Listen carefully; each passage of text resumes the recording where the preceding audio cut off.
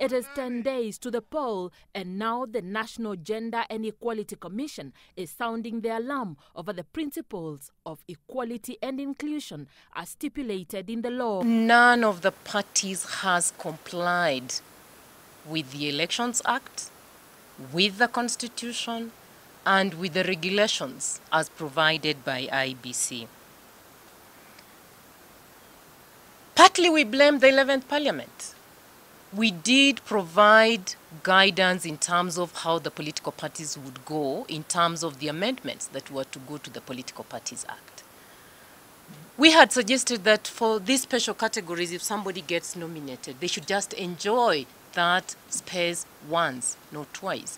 And clearly you will see parties having people who were nominated in 2013 seeking to be nominated again. It really loses the sense of affirmative action.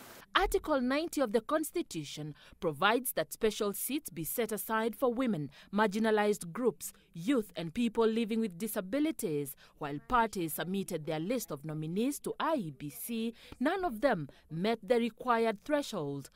Look at the two major parties. They are nominees to the Senate, all beginning with male. Jubilee, ODM. The number ones are all male. Yet, for disability I mean, yet the law is very clear that when now they are picking, IEBC will have to pick one man and one woman. And going by the rulings we had in 2013, IEBC has no role to skip number one and go to number two. So, the Senate, we might end up having two male representatives or persons with disabilities, contrary to the Constitution. Already, the provisions of the law are catching up with some of the parties. Jubilee will have to renew its list of nominees to the County Assembly of Nyeri. The political parties' disputes tribunal in Nairobi ruled that Jubilee's nominees for the position of MCA be reconstituted in compliance with the law. 8 women had gone to court suing the party Jubilee for sidelining them in the party list of nominees to the County Assembly. Among other things, the women argued that Jubilee included members who did not hail from Nyeri County in their list and also included civil servants who had not resigned.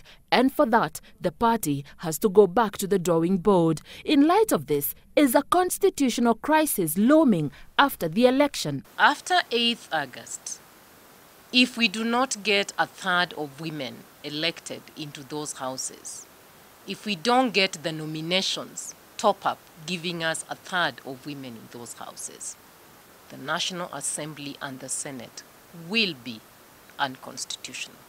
In the hunt for votes, leaders have been reaching out to women who form the bulk of the electorate with promises for a better future if elected to office, but in actual sense, overlooking the constitutional provisions that would deliver more representation of women. In 2013, no woman was elected as governor or even senator. For Citizen Weekend, I am Anne Mawade.